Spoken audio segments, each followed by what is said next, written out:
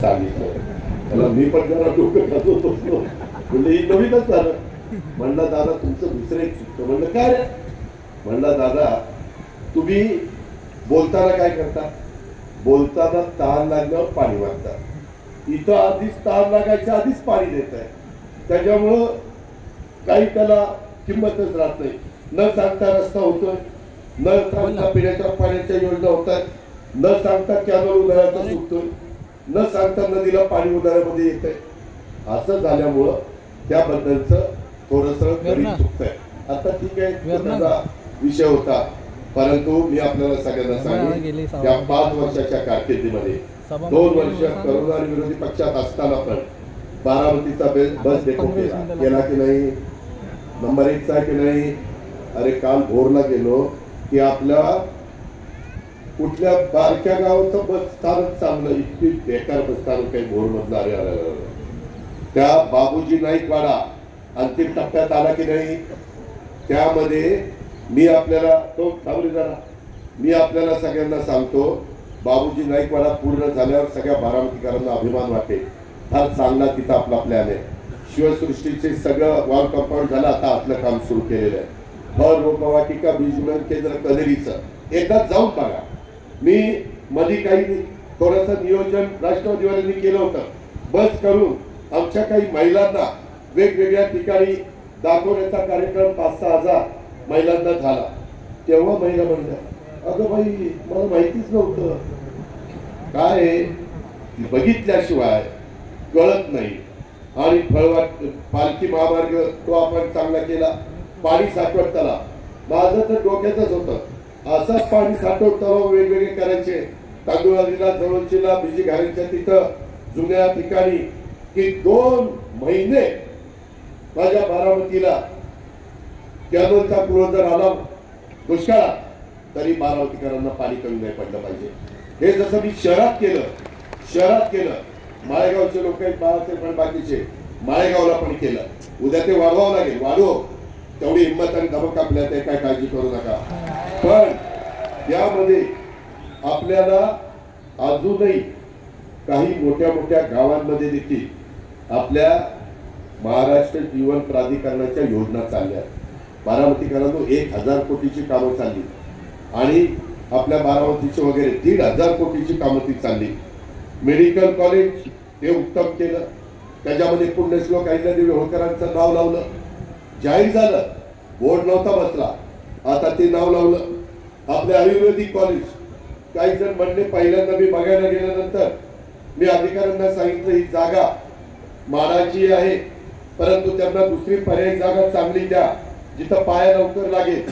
तिथं 50-60 फूट पायच लागत नाही. मेडकरांना माहिती आहे, सगळे येणाबाळी झालेले आहे. आता तिथं कशा पद्धतीनं चित्र बदललंय. आज बारामती शहराच्या आणि तालुक्याच्या वैभवामध्ये भर घालेल अशा प्रकारचं आयुर्वेदिक कॉलेज तिथं दिमागदार उभं राहते. शासकीय ग्रामीण रुग्णालय उंच हे पण अतिशय चांगलं उभं राहते. माझ्या सुप्याला उपजिल्हा रुग्णालय सुपा तेही होत आहे. पोलीस उपमुख्यालय बऱ्हाणपूरची लोक म्हणली, दादा या पार्टीवर बऱ्हाणपूरचं नाव द्यायला लागलं तर बघा. मग अरे म्हणलं भारी आहे बाबा. मग बऱ्हाणपूरचं नाव पण तिथं लावलं. लोकांचं काय मत आहे त्याच्यात थोडंसं पुढं मागं करायचं, करून टाकायचं, कुणाला नाराज करायचं नाही. आणि जर कुणाची जमीन घ्यायला लागली तर त्याला असा मोबदला द्यायचा की तो समाधानी झाला पाहिजे. त्या पद्धतीनं आपण अप्पर पोलीस अधीक्षक कार्यालय बारामती शहरात केलं, माळेगावचं पोलीस स्टेशन केलं, सुप्याचं पोलीस स्टेशन केलं, पंचायत समितीचं मागच्या वेळेस आपण काम सुरू केलं. मधी आपल्या भाजपचं सरकार होतं, त्यावेळेस मला निधी मिळाला नाही. परत आपलं सरकार आल्यानंतर मी ते बाकीचं काम केलं आणि त्याच्या मेंटेनन्सची पण अतिशय चांगल्या पद्धतीनं व्यवस्था करून टाकलेली आहे. जिल्हा क्रीडा संकुल अंतिम टप्प्यामध्ये सर्व नदी सुधार प्रकल्प तो चाललेला आहे. आपल्या मळद पासून मेळत पर्यंत कॅनॉलचं सुशोभीकरण केलंय. जरा कधीतरी कॅनॉलला जाऊन फिरा, तुम्हालाच कळेल की काय केलं. अजून काही स्पॉट राहिले ते पण करणार आहे, काळजी करू नका. फक्त तुम्हाला त्याच्याकरता 20 तारखेला पहिल्याच क्रमांकाला घड्याळाचं बटन मात्र दाबावं लागलं. तुम्ही ते दाबलं की मी तुमचं काम केलं. त्याच्यामध्ये आपल्या भिगवण रोड सुशोभीकरण केलंय. मला आज सकाळी मुश्ताक अंतुले यांचे जावई अंतुले साहेबांचे आले होते, बाकीचे सहकारी मित्र भेटायला. ते म्हणले राव काय तुमचा भिगवण रोड आहे, काय मध्ये लोकांना बसायला चालायला सगळं सुरक्षित, गाड्या किती आल्या पळाल्या तरी मध्ये आमची महिला किंवा पुरुष किंवा मुलं एकदम सुरक्षित झालं की नाही. त्याच्यामध्ये आपण यामध्ये नटराज त्याच्या माग क्लॉक टॉवर केलंय. ते क्लॉक टॉवर दर तासाला तेवढे टोल त्या ठिकाणी देतं, खूप सुंदर ते पण झालंय. त्याच्यामध्ये पोलीस वसाहत, पोलिसांना विचारा कशा प्रकारची वसाहत केली. विद्या कॉर्नर ते गदिमा सभागृह रोड तोही आपण उत्तम केला. त्याचा मेंटेनन्स आहे, ती व्यवस्था पण केली. काही स्टॉल त्याच्यामध्ये काढले, 100 स्टॉल निघणार आहे, ते नंतर आपण भाड्याने देणार आहे आणि त्याच्यातनं महिन्याला येणारा पैसा त्याच्यातून त्याचा हाऊस किपिंगचं काम आणि झाडं झुडपं सांभाळण्याचं काम, गार्डनचं काम आपण त्या ठिकाणी करणार आहे. वसंतराव पवार नाट्यगृह अतिशय सुंदर काम चाललेलं आहे. ते थोडंसं मध्ये अडकलं लांबलं, परंतु ते काम झाल्यानंतर तिथं आपल्या कॉलेज हायस्कूल आहे त्याच्या मागं तो सगळा परिसर आपण चांगला करतोय.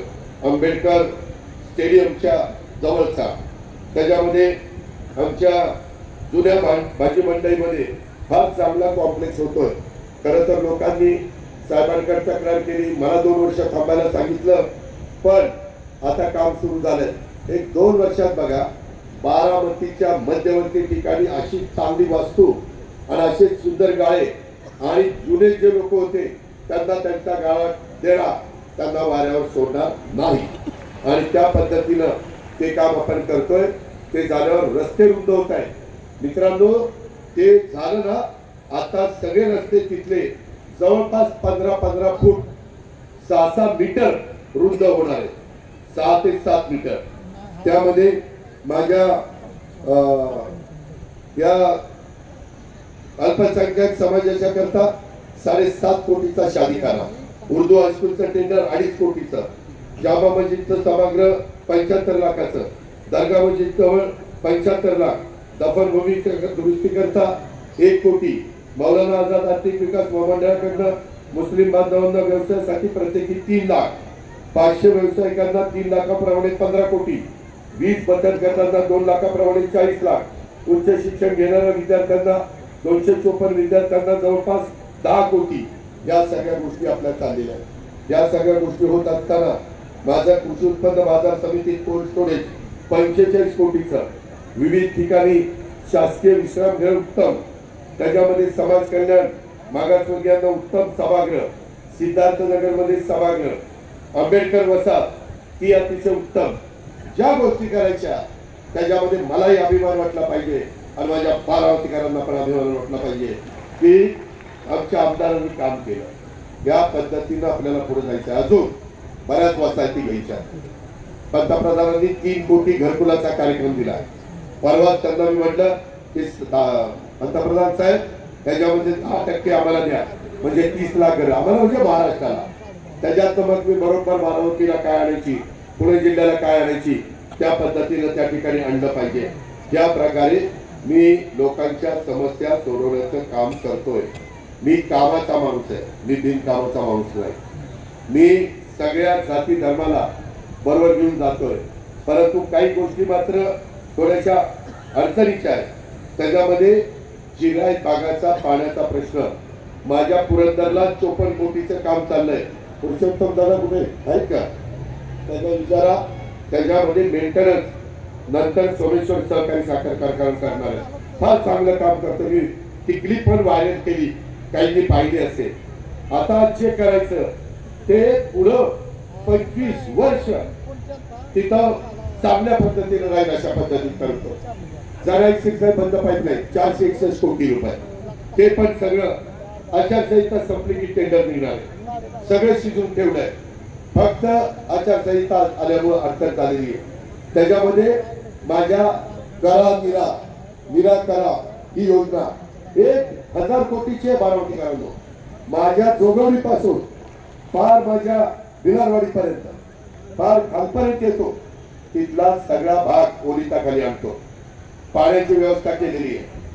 बरोबर कसं पाणी काढायचं ते आपल्याला कळतं, कारण आपल्या अंगातच पाणी येतं, तिथं का नाही पाणी काढणार. त्यामुळं काळजी करू नका.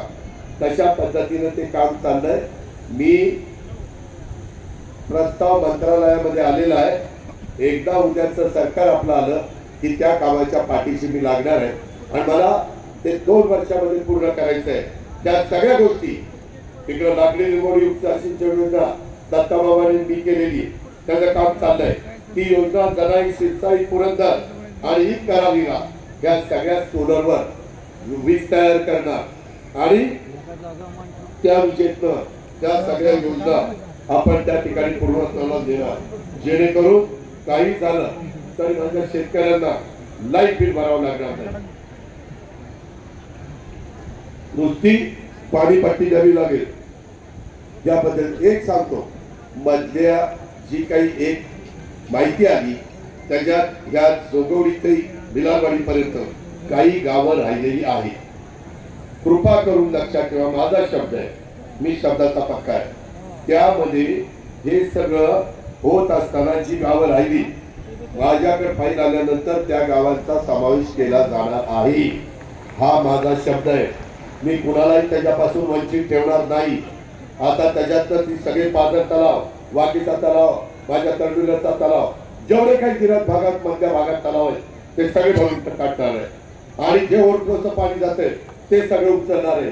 कारण ते नंतर मीरा नरसिंगपूर पासून कर्नाटकाच्या नंतर समुद्राला जात आहे. त्याच्यावर कुणाची काही अडचण नाही आहे. त्याच्यानंतर त्या पावसाळा संपल्यावर नंतर 1 TMC पाण्याची बचत करून त्याच्यात व्यवस्था केलेली आहे. तुम्ही काही काळजी करू नका. या पद्धतीनं तोही भाग आपण आणि करा नदीवर माझ्या आंबीपासून माझ्या सोनगाव पर्यंत जे बंधारे तिथं पण आपण चांगल्या पद्धतीनं काम करतोय. थोडं त्याच्यामध्ये एकाच व्यक्तीला ते बंधाऱ्याचे गेट वर करता आले पाहिजे आणि बंधाऱ्याचे गेट खाली करता आले पाहिजे. ही व्यवस्था त्याच्यात करतो, म्हणजे गाळ साठणार नाही आणि पाणी साठेल. कॅनलचा रोड करताना म्हणजे कुठला 3 हत्ती चौक ते थेट जवाहरबाग तिथं एक दत्त मंदिर होतं. मी बारामतीकरांनो तुम्हाला सांगतो, मी नास्तिक नाही.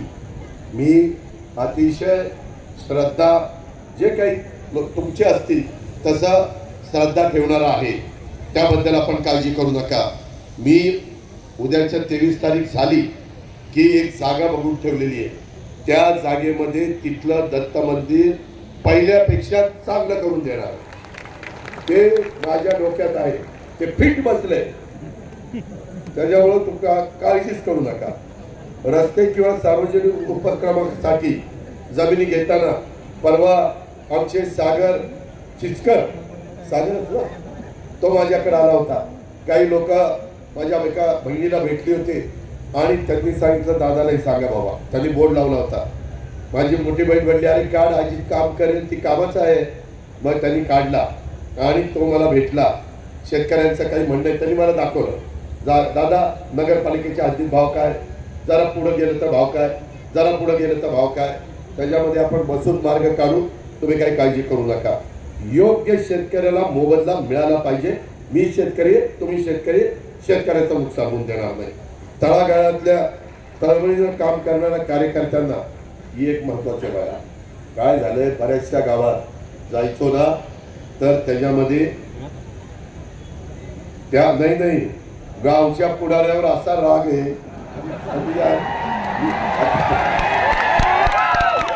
अरे सगळ्यांवर नाही, जे गडबड करतात त्यांच्यावर. काय झालं, ते म्हणले की दादा तुम्ही काम फार करता हो, पैसे फार देता, पण गावचा पुढारी आम्हाला लईच त्रास देतो. नुसतं गावात नाही, काही म्हणले तालुक्याचे पुढारी काही त्रास देत आहे. मी म्हणलं बाबा त्या माय माऊलींनो, बांधवांनो, गावच्या पुढाऱ्याचा, गावच्या नेत्याचा आणि तालुक्याच्या नेत्यांचा राग उद्याच्या 20 तारखेला माझ्यावर काही काढू नका. मी दुरुस्ती करतो. मी काय माझ्या पाठीशी डोळे नाहीये.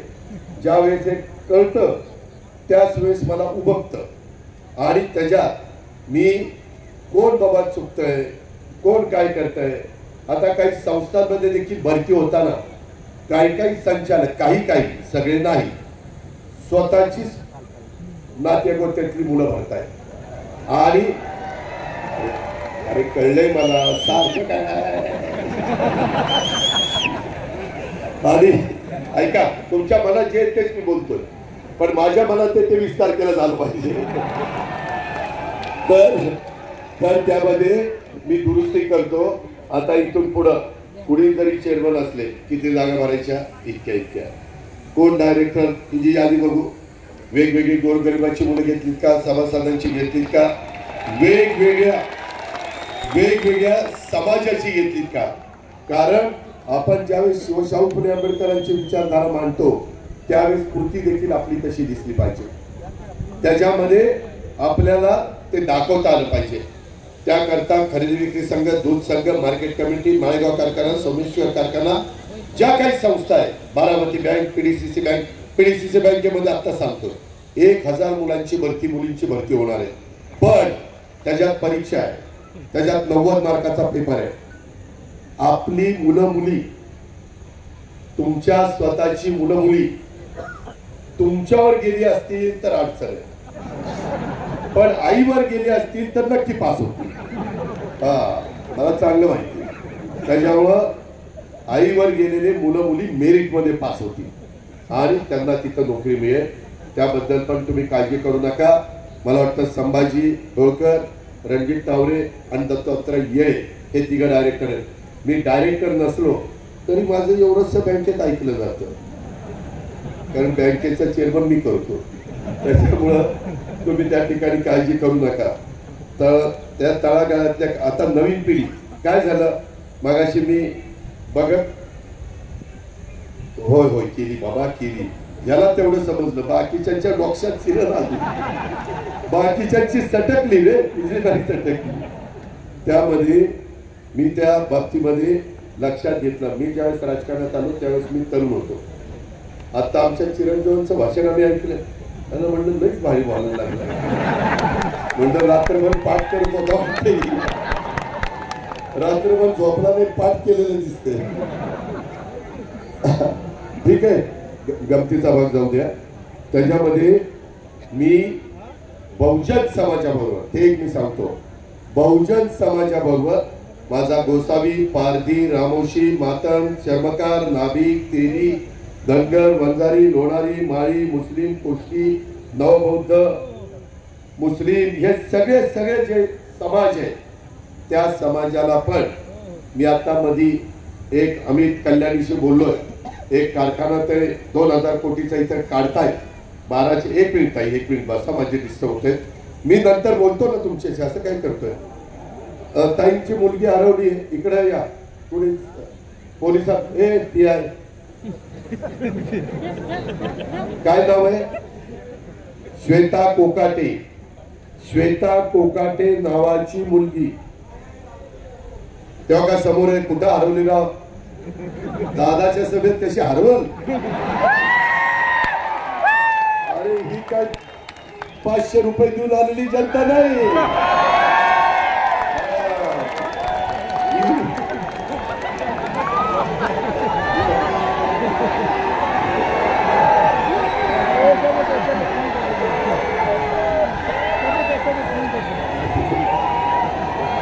ही आपल्यावर प्रेम करणारी जनता आहे. त्याच्यामुळे काही काळजी करायचं नाही. फक्त ऐका रे, अरे ऐका, 6 वाजतील पुन्हा बंद होईल. त्याच्यामध्ये या सगळ्या समाजातल्या मुलांना मुलींना संधी देण्याचं मी काम करीन. तिथं पण मोठ्या प्रमाणावर आपल्याला मुलं मुली लागणार आहेत. 12 बलुतेदारांच्या मुलांना पण त्याच्यात समावेश केला जाईल. मित्रांनो, एक आहे, आता आपण 12वी डिप्लोमा डिग्री याला 6000, 8000, 10000 त्या ठिकाणी देतो. ते प्रशिक्षणार्थी म्हणून देतो. ते प्रशिक्षण घेत आहेत म्हणून त्यांना आपण मानधन देतो आणि मग सर्टिफिकेट देणार आहे. त्याचाही फार चांगला फायदा हा आपल्याला सगळ्यांना झाल्याशिवाय राहणार नाही. मित्रांनो, मला आपल्याला सगळ्यांना सांगायचं आहे की एकंदरीत मी आपल्याला सांगू इच्छितो की काल मी महाराष्ट्रामध्ये दौऱ्यावर होतो. काल जे टेक्सटाईल पार्क मध्ये घडलं त्याच्यावर मला पण वेदना झाल्या. मी तुम्हाला सगळ्यांना माहिती आहे, मी कधी पण माझे विरोधक आले तरी त्यांचं काम होण्यासारखं असेल तर करतो. तर काकींचा तर प्रश्नच नाही, त्या माझ्या आईसारख्याच आहेत. आणि मी खोलात गेलो, मला त्याच्यामध्ये जितेंद्र जाधव आहे का इथं? हा, जितेंद्रचं अभिनंदन करायचंय. त्यांनी नंतर ते सगळं दाखवलं खरं काय घडलं. अरे आपण ठीक आहे ना, घरात जरी कुणी माझ्या विरोधात उभं राहिलं तर त्यांनाही लोकशाहीमध्ये अधिकार आहे, मी त्याच्याबद्दल काही बोलणार नाही. पण इतक्या खालच्या पातळीवर जाऊ नका ना, त्याच्यामध्ये सहानुभूती मिळवण्याचा प्रयत्न करू नका ना. त्या संदर्भामध्ये बारामतीची जनता सुज्ञ आहे. मी एवढं काम केलं, मी एवढं सगळं सांगितलं, तरी देखील बारामतीकरांनी मला लोकसभेला झटका दिला नाही. जोर जोर का झटका, लेकिन धीरे से लगा लगा लगा. पण त्यावेळेस त्यांनी ठरवलं होतं सुप्रियाताईंना लोकसभेला आणि विधानसभेला दारा. आता ते ठरवलंय, ते तसं करा. आता तुम्ही जेवढ्या जास्त मताधिक्यांनी मला पाठवा तेवढे जास्त निधी हा अजित पवार बारामती करता आले. आणि या सगळ्या प्रचाराच्या यंत्रणेमध्ये मला अनेक गोष्टी माझ्या कार्यकर्त्यांनी सांगितल्या, आमचे निरीक्षक पालवे यांनी सांगितल्या. या प्रचाराच्या निमित्तानं मी माग थोडासा एकटा पडलेलो होतो, परंतु यावेळेस माझी आई माझ्या बरोबर आहे, यावेळेस माझ्या बहिणी माझ्या बरोबर आहेत, त्या फिरताय. मग ती आमची अक्का असेल, रजू अक्का असेल, आमचे जय आणि पार तर त्याच्या बापा करता तर फिरलं पाहिजे. तसं माझ्या पोटची मंडळ फिरणार आणि बायकोनी फिरलं पाहिजे. तिला तर काय पराभूत झाली तरी तिला राज्यसभा दिली, त्याच्यावर ती खासदार आहे, त्याच्यामुळं तिथं पण त्यांचा सन्मान राष्ट्रवादी काँग्रेस पक्षाने ठेवलेला आहे.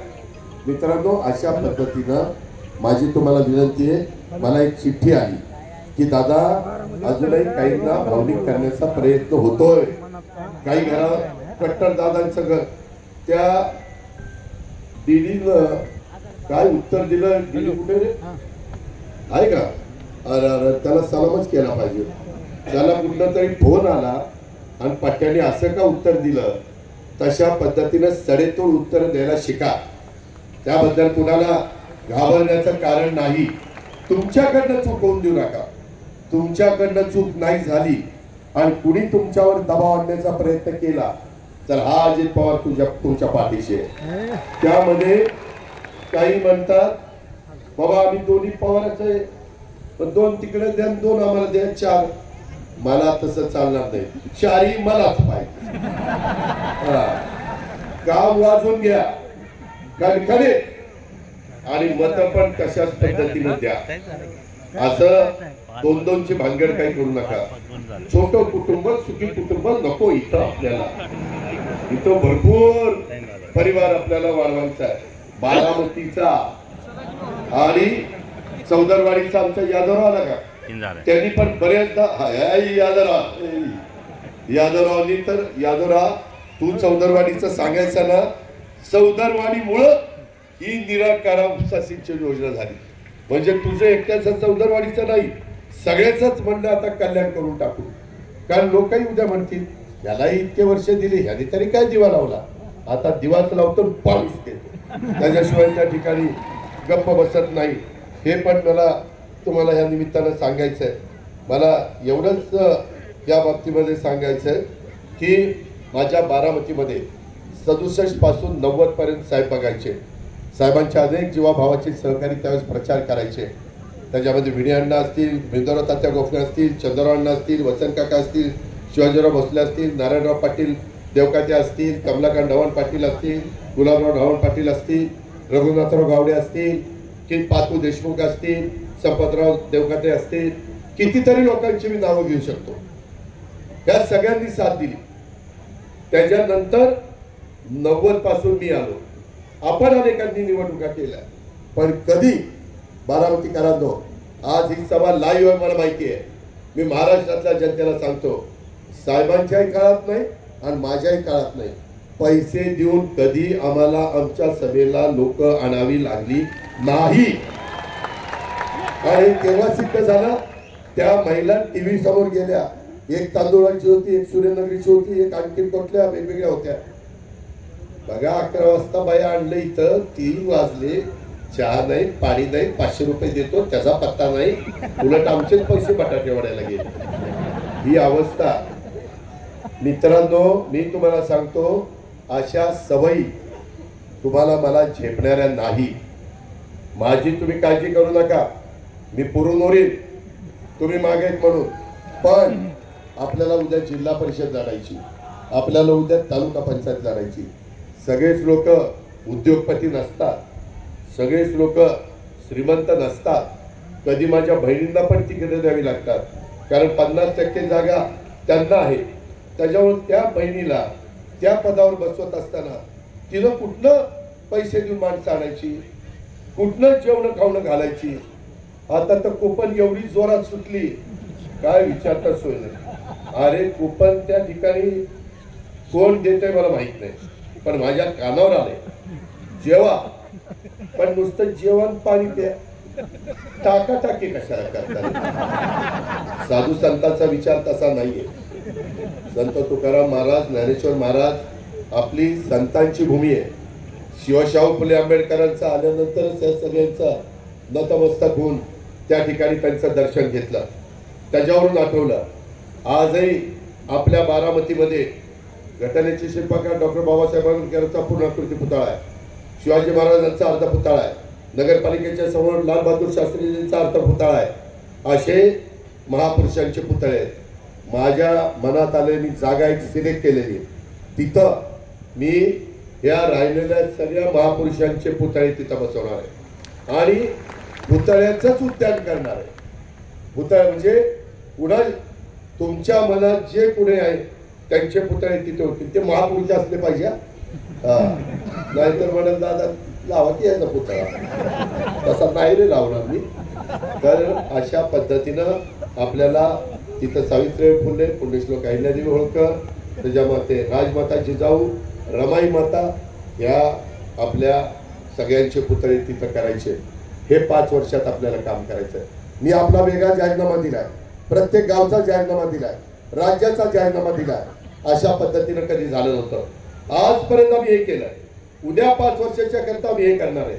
आणि त्याच्यातनं माझ्या बारामती तालुक्याचा, आणि त्याच्यातनं माझ्या बारामती शहराचा, आणि त्याच्यातनं माझ्या माळेगाव पंचायत समितीचा, बारामती माळेगाव नगरपंचायतीचा हा आपल्याला चेहरामोहरा बदलायचा आहे. मी माळेगाव नगरपंचायतीला पण 361 किती कोटी, 350 कोटीपेक्षा जास्त रक्कम दिली. हे पैसे सत्कारणी लागले पाहिजे.